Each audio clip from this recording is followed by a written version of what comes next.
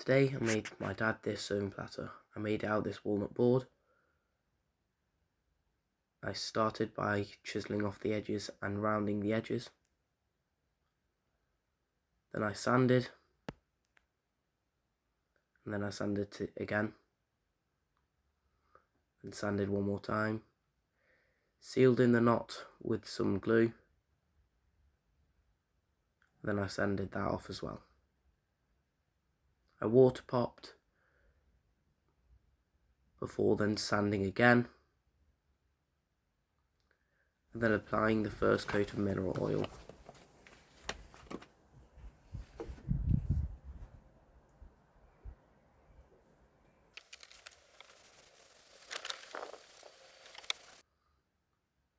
Then the next day I applied it on the other side.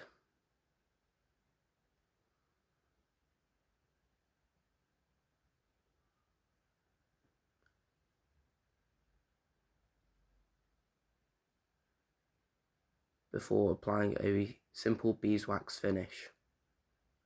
Then I applied some little feet to help level out the board, then applied the finish on the other side. This is the finished result. If you'd like to see more of this, please like and subscribe.